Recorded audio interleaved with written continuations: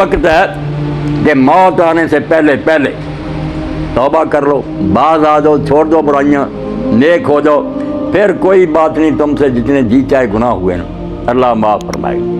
Doctor آسم صاحب بھی راستے میں بات کر رہے تھے، شیخ سعدی بوستان کے شروع میں کہتے ہیں کہ اللہ تعالیٰ کی درگزر اور اس کے حلم کی کوئی حد ہے کہ میرا اور آپ کا کوئی گناہ علانیہ یا پوشیدہ ایسا نہیں جو اس کی نگاہوں میں، اور بے بسی بھی نہیں، جب جی چاہے ہمیں پکڑ سکتا ہے، زمین دن میں دنسا دے، بم ہم پر گرا دے، بجلی گرا دے، کر سکتا، مگر کتنی مہلت دیتا۔ تو سعدی فرماتے ہیں گناہ بین دو پردہ پوشت بہل، ہر وقت تیرے گناہ دیکھتا ہے مگر پھر اپنی درگزر سے پردہ ڈال رکھتا، تیری بیوی اور بچوں تک کوئی غم نہیں ہوتا کہ ابا جی کیا کر رہے ہیں، مگر تجھے شرم نہیں آتی کہ تو حیا کر، تیرا خدا تجھے دیکھ رہا۔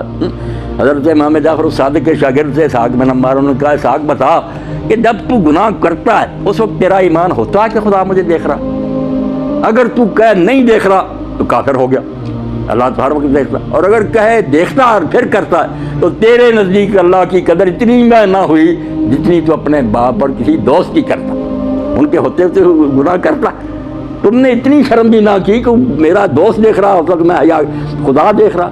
اگر تو نہیں مانتا تو کافر ہے، مانتا تو پھر خدا کی اتنی بے قدری کہ اللہ دیکھ رہا اور تو گناہ کر رہا۔ تو انسان کی بے حیائی اور بے شرمی کی حد نہیں، مگر اللہ تعالیٰ کے حلم اور درگزر کی حد۔ ساری حرکتیں ہماری اس کے سامنے ہیں مگر درگزر فرماتا، اور درگزر بھی اتنی نا، اللہ کے رسول علیہ السلام نے ایک موقع فرمایا کہ بنی اسرائیل میں ایک شخص تھا 99 قتل کیے، اب قتل ایک ہی ہے تو اس پر اللہ کہتا ہے ایک آدمی کو مارے اس پر اللہ کی لعنت ہے، غضب ہے، ہمیشہ کا جہنم۔ کسی گناہ کے بارے میں اتنے سخت کلمے نہیں کہے جتنے سورہ نساء میں قتل پڑے کہ بندہ مار دیا، اللہ کا غضب ہے اس پر، اللہ کی لعنت ہے، ہمیشہ دوزخ، ہمیشہ کا کہا 99 کیا، مگر قسمت اچھی تھی، دل میں یہ رغبت پیدا ہوئی کہ میں برا کرتا رہا، اللہ کے سامنے جاؤں گا کیا بنائے۔ اس نے لوگوں سے پوچھا کہ کوئی عالم ہے جس سے یار میں جا کر اپنی یہ مشکل حل کراؤں، میرے سے تو بہت جرم ہو، اب اللہ کی پکڑ کے سامنے کیسے میں چھٹکارا پاؤں۔ انہوں نے ایک عالم دین کا بتایا مگر عالم نہ نکلا۔ جب اس نے اپنا معاملہ جا کر سنایا تو اس نے کہا ایک قتل ہی معاف نہیں ہوتا، تو نے 99 کیے۔ اب شیطان نے اس کو اکسایا، اس نے اس عالم کو بھی قتل کیا کہ سینچری پوری کر دے، چلو 100۔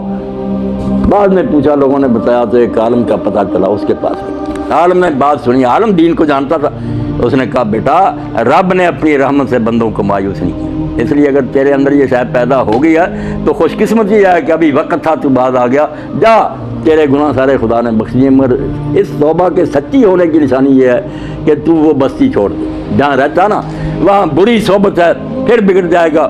فلاں بستی کے لوگ جو پاس ہیں نا وہ نیک ہیں، شریف ہیں، اپنا بوریا بستر باندھ اور اپنا سامان اٹھا کر نیکوں کی بستی میں چلا جائے۔ اب وہ بندہ سچے دل سے طائب ہو گیا تھا، گھر جا کر اس نے اپنا سامان باندھا اور سب کو سلام کیا اور چل پڑا کہ میں نیکوں کے گھر، اللہ کی رحمت کا ذرا اندازہ کر، کتنی 100 قتل کر چکا تھا، تو جب راستے میں تھا بستی تک نہیں پہنچا موت آ گئی، مر گیا۔ اب عذاب کے اور ثواب کے دونوں کے فرشتے اکٹھے ہو گئے۔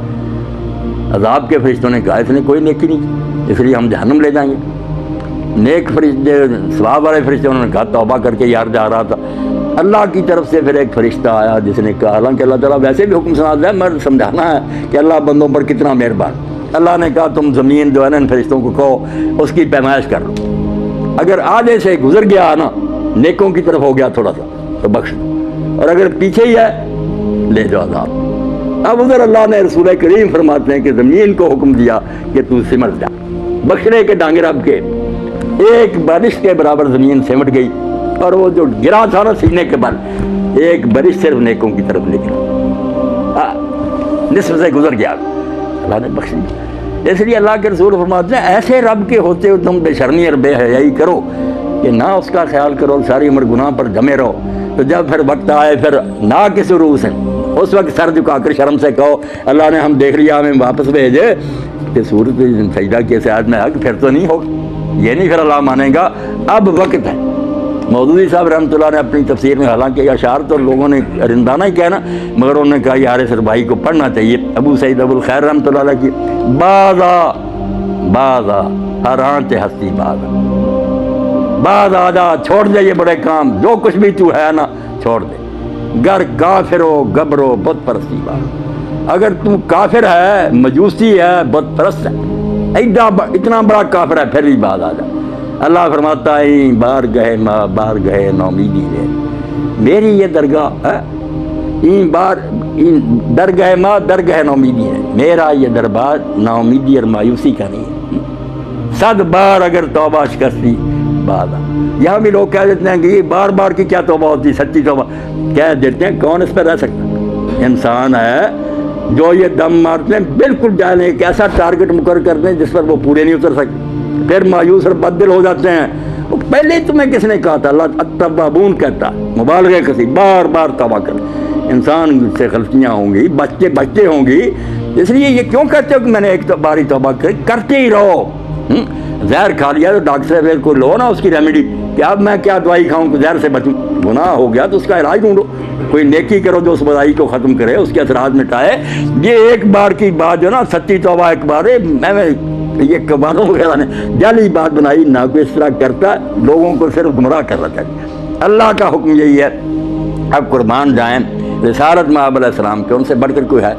70 مرتبہ 100 مرتبہ محفل میں بیٹھے وقفے استغفر اللہ واتوب الیہ، استغفر اللہ، لوگ گنتے تھے اور پوچھتے تھے تو اللہ کے رسول فرماتے جس نے یہ سمجھا کہ مجھے اللہ سے معافی نہیں مانگنی چاہیے تو مردود ہو گیا، بدکارا گیا۔ کسی جگہ بھی ہم پہنچ جائیں یہی کہنا کہ اللہ کچھ نہیں کرتا،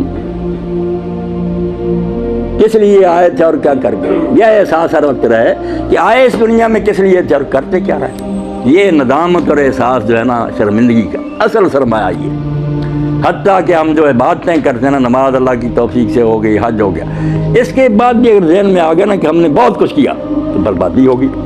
آپ سورہ بقرہ دیکھیں، جب میدان عرفات سے لوٹتے ہیں جہاں وعدہ ہے کہ اللہ وہاں بخش دیتا ہے، مگر جب مشعر الحرام میں آ کر رہتے ہیں مزدلفہ میں، وہاں لکھا کہ واستغفروا، اللہ سے معافی مانگو۔ حج ہو چکا ہے، اللہ کہہ رہا معافی مانگو۔ نماز پڑھی نبی علیہ السلام نے سلام کا 3 بار، استغفر اللہ استغفر اللہ۔ روزہ ختم ہو رہا، فرمایا ختم ہوتے وقت روزے کے افطار کے وقت کی دعا رد نہیں ہوتی۔ حضرت عبداللہ بن عمر بن عاص کیا پڑھتے تھے؟